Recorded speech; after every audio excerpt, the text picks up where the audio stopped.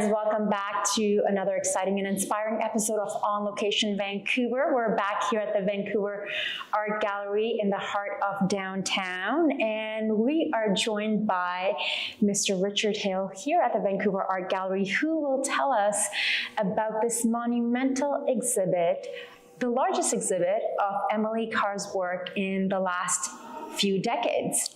That's right. Richard, tell us about the exhibit. When is it available to the public? It's available starting tomorrow. We're opening tonight, and the public will be welcome tomorrow. We're very excited. It's the largest, as you said, that we've done in 20 years. We've taken over the whole first floor, so people are going to get to see all of their favorite Carr works from our collection, and hopefully in a way that they haven't seen it before. Incredible. And just as we enter here, we see right now it's, today is the media day, and then tomorrow onwards. How long is the exhibition going to be on for? It's going to be on for 9 months, actually, okay, which is long for us. So we really wanted to give the public a chance to spend some time with this. We're really excited that it'll be open through the summer for the tourist season as well, because we really think Carr is an artist who, has a lot of respect within Canada, but has not gotten the respect that she deserves internationally. And I think she's very primed to do that. She's an extremely capable modernist painter. And I would put her up against, almost any other painter of that generation. So. Well, I'm so excited to see the exhibit. Tell us about the pieces that we can see here. We're obviously sitting in front of one right now. Tell us about what we can expect in the exhibit. What I'm really hoping is that people will see things, because I think Carr's vision of the BC landscape is so profound and so strong that we almost take it for granted. And so the idea that I had, just based on my own experience coming back to the work and really thinking about it, was, how can we see this work afresh? How can we understand the ideas about nature that she had in a way that will help to reveal the construction of that image, because of course it's based on real experiences of the natural world, but it's translated into ideas, into artistic forms. And those, again, they're very powerful, they're very familiar to us, but I wanted in a way to defamiliarize them a little bit and get us to really look under the hood at the mechanics of how she's doing that. And that's why actually we picked this as one of the key images of the show. It's a very sketchy little painting. We're just seeing an idea, that's just germinated in a sense, and that's where the title of the exhibition comes from. That green ideal. This is to her, it's that moment when you've primed yourself and you're out in nature and you have this encounter and you get an artistic idea about how to represent that experience. And it's green because it's delicate. It's just this emergent little bud that has come up. And then the artist has to do all the work to cultivate that into a finished artwork. And that's, in a way, the journey that I hope people will go on through this exhibition. Incredible, and it's great that it's on for 9 months, so even if you don't catch it on the opening weekend, there is a lot of time to come here. And for someone like me, who lives downtown, coming here by yourself is a special experience. And then even just sitting in front of some pieces, you can bring a notebook, you can journal. I also hear that here at the Vancouver Art Gallery, we had an opportunity to speak with interim co-CEO Zara Durrani, and he mentioned about bringing wellness and art together. And I had an opportunity to walk around the exhibits with Sirish, and we had the opportunity to witness some of the Emily Carr pieces. So tell us about bringing art and wellness together, and especially when it comes to the Emily Carr pieces, we're bringing the outside in, we're bringing the wilderness, the wild in here. Yeah, and I mean, I think it's actually, the answer to that question is complicated, because I think Carr's response has a lot of different affective elements, different emotions being expressed. So in some of the works, there is a kind of dark and brooding feeling that you might not associate immediately with having your spirit uplifted. And I think in the work, there's a kind of a struggle that she's having to try to figure out how she situates herself in nature. And sometimes you feel it working out in a positive way. Sometimes there's a darker side to it. But I think overall, the exhibition really ends with this almost ecstatic moment very late in her career, when she really does kind of blur the boundaries between her own identity and the natural world in a kind of complicated way. And, as you kind of come out, I left you with the most joyous of those paintings.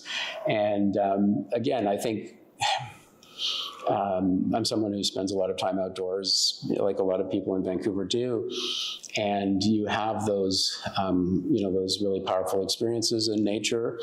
And at the same time, you're always aware of yourself as a kind of consciousness looking on and observing, and you can feel inside that experience. You can step outside it and reflect on it from the outside as well. And art, in a way, does both those things. It's always a representation and a mediation of that experience of nature that, brings it under conscious or unconscious reflection. And that's the sense I really wanted to draw out. And I hope that then, as people are not just coming into the gallery, but going back out into nature, you can really think about what are the ideas that are framing your experience of nature, and how are you making aesthetic judgments? If you're bringing out you're on a trail and you're bringing out your phone because you think something's worth photographing. Well, what are the things about that scene that caused you to make that decision? How are you making your own aesthetic judgments? And Carr gives you one very refined way, I think, to do that. And but I think we're all kind of in that situation now, especially because almost everybody is a photographer of some sort now, right? In what ways, Richard, in your opinion, Carr's work continues to shape how we see and understand British Columbia today?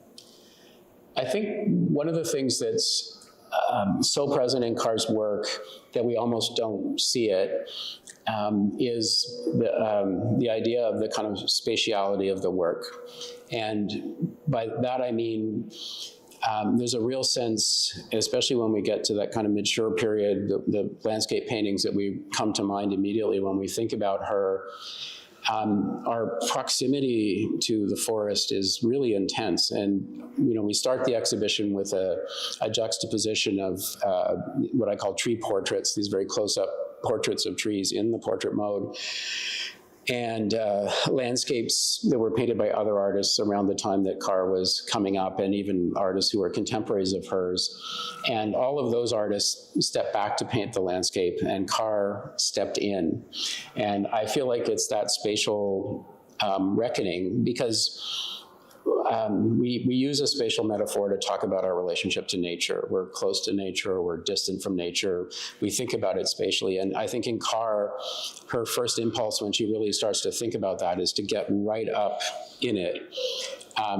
But there's this very strong sense of a point of view. So you're always, as a viewer, kind of positioned in front of the scene. There's an element in the foreground almost always that kind of situates you, and you're looking into or at. Sometimes the forest really blocks you. You're just right up against it. Sometimes you're looking in, and can you see how far can you imaginatively travel into that space? And then in the later work, where she really, gets into this kind of ecstatic movement, there's just that distance just goes away, because her personality and nature and the landscape are kind of fused into one imaginative thing, and and it's defined by movement and rhythm and all of these things. So the point of view disappears because the artist has kind of disappeared into her subject, in a sense, in her own thinking. Now, Emily Carr's relationship to land and landscape is central to her legacy. How do you see audiences today engaging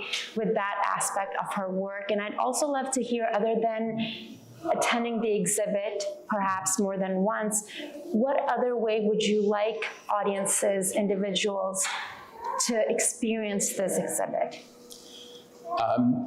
I mean, I'm really excited for people to come through and enjoy it. I think there's a lot of great opportunities for kids as well. I really, I think I overheard Suresh saying once a long time ago, you know, that every time we do a tour through here with kids, there's one kid who's changed forever, you know, and I know that because I was that kid probably. And so I really feel that's wonderful. And we have a kind of educational space in this gallery for people younger people to explore the exhibition. I think it's great for people to visit Carr's writing as well. She did a lot of autobiographical writing late in her life, which is interesting. But the one thing that I kept coming back to were her journals, which weren't published in her lifetime. And if you really want to understand how she was thinking about art while she was making some of the most iconic paintings, it's in there, and very passionate and very beautiful. And one of the passages that really strikes me, again, as someone who also goes out and spends time in nature and looking at it, was this one description where she talks about, going into the forest, and she had a chair like this that she carried with her because she had a toe amputated when she was a student, and so she couldn't stand for a long period of time, so she would sit. And I think the sitting was actually really good for her because she talks about just being there and trying to be present and open to what's around her. And, at first you don't notice anything, maybe the mosquitoes bug you, and then eventually you start to lock onto something that you're responding to. And then eventually you have the germ of a painting. And I just thought that sense of taking the time, becoming receptive. And I think, I'm not an expert on mental health in any way, but I think every time that I go out into the forest and I have that moment where I stop, you kind of just lower that level of awareness, it becomes very focused, it becomes very tuned into the situation you're in. That's a very good human feeling to have. Now, lastly, on a personal note, after living with this exhibition for so long, what has Emily Carr's work revealed to you and meant to you? I know we've touched on this throughout our conversation today, but if there's anything else you'd like to add to that?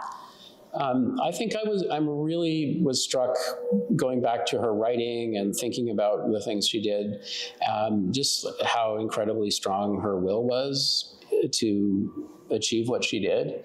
And, I'm excited by the product of that, obviously, and that's in a way the most important thing. But the thing that really struck me about her, she's a woman who's going against the grain of her time, to be independent, to live by herself, to pursue an art career that what wasn't expected of her, and struggled financially, struggled in all these ways, but never kind of lost that bead on her desire to be not just an artist, but a serious artist doing really important work. And I don't know that there's that many artists who blossomed in the way she did when, she's in her late 50s.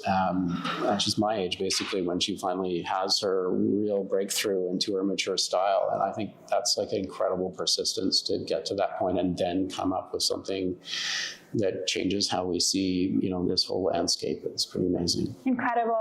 I know I said that was the last question. The journal entries you mentioned, will we see them in the exhibit? There are quotes from a lot of the journals and some of her letters that are in some of the text panels. So every text panel has a kind of begins with a quote from the journals or letters, and then I quote from them sometimes inside as well. And I should also say it's not ready yet, but we also have a book coming out to accompany this that's on the theme of this exhibition. Has a very long essay that I just putting the finishing touches on with the editing right now. So if you're intrigued by what you see here, don't just come back and see the show again, come back and check out the book. Which will be available at the shop. Yes, absolutely. Lovely. Well, thank you so much. I feel like I learned a lot today, and I'm really looking forward to the media show today and to hear more about Emily Carr. Thank you so much. And I'm also excited to check out the exhibit, to just come here and wander around by myself. So thank you so much, everyone, for watching. And thank you, Richard, for taking the time. And thank you all for tuning in. The show is brought to you with the support of TELUS STORYHIVE. Make sure to come out and check out the new Emily Carr exhibit here at the Vancouver Art Gallery. Thank you, Richard. Thank you. Thank you for joining us for this episode of On Location Vancouver. If you would like to be a guest on the show, please scan the QR code and someone from our team will be in touch. We'll see you soon.